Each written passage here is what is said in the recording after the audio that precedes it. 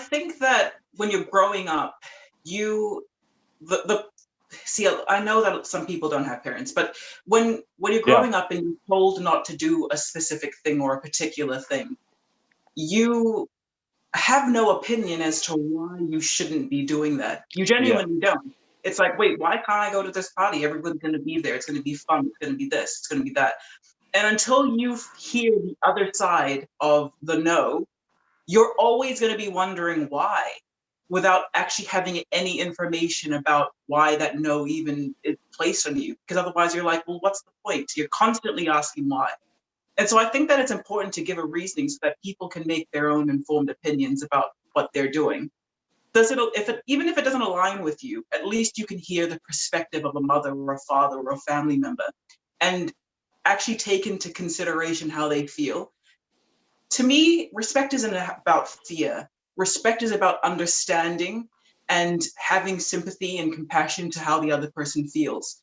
So like if my mom said to me, look, I don't want you to go to this party because I heard this person's going to be there and he's just come out of prison. I mean, this didn't happen, but like, let's just say like this person's just come out of prison and apparently he's supplying the alcohol and all this kind of stuff. And it's going to make me feel really sad actually if you go, because I'm going to be too worried about what could potentially happen. Well, then now I have to process, okay, well, my mom's going to be super sad and worried. And she has given me a reason as to why I shouldn't be there, is because there are people there who she doesn't probably want me to associate with good reason.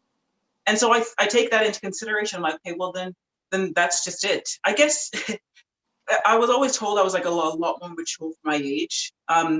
So like, you know, it wasn't the same with my sister. She's like, no, I really want to go and whatever. But I think that for me, whenever I felt that my parents were uncomfortable with something, that was, unless it was something I was like, no, and then I'll tell them my reasoning and we'll come to some kind of solution. I think that it's important because it really informed me about what they were feeling, and that really influenced my ability to. Sorry, I can hear someone knocking at my door. Go ahead. It's all right. Sorry. It's all right, guys. You got special delivery.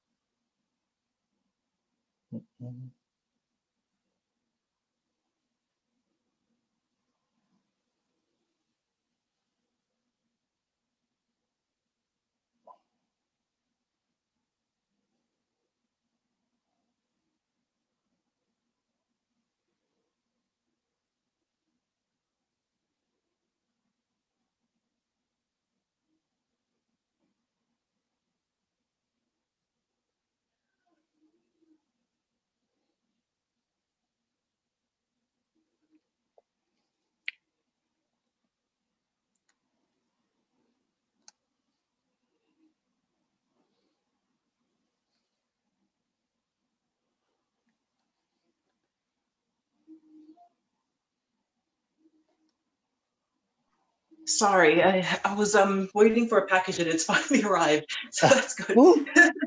Hey, I know that when you get that package, it's always a good feeling. So yeah, what I was saying is that like when when you're actually informed about the reasoning for anything, especially if it's coming from a good place, if it's like if you're gonna have conflict with your parents growing up because you want to do something, and that's natural.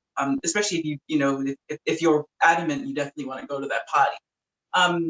But for me, when I knew how it made my mom feel, or how it made, if it made her really uncomfortable, then that was reason enough for me just to be like, okay, well, it's not that big of a deal to me to not go. So yeah, to answer your question, I think that when you are informed about why somebody has an opinion like that's different from yours, it helps you take into consideration what they're saying. And at least when you make your decision, you can understand where they're coming from. Yeah, and you're absolutely right. And also, I feel like for myself and my own personal experience, like, when if you take the time to explain to a kid why, the reason behind it, that can, that shows in my own experience, it shows that you care. because sometimes when you're just like totally just say no and give no reasoning, that can come out really cold and unempathetic, right? And especially how especially the way our tongue parents say no, they say they say it with fear, like you said, they're speaking with fear. They give you that face, and they give they express it, kind of in a very angry manner sometimes when they say no. And a lot of times, what I feel like is because a lot of times because like I felt because if a child if you keep telling a child no no no and you say it out of fear, sometimes like you might feel like that their parents don't care. And then what happens is, I mean, if you feel like your parents don't care, then you're gonna do the opposite of what your parents tell you.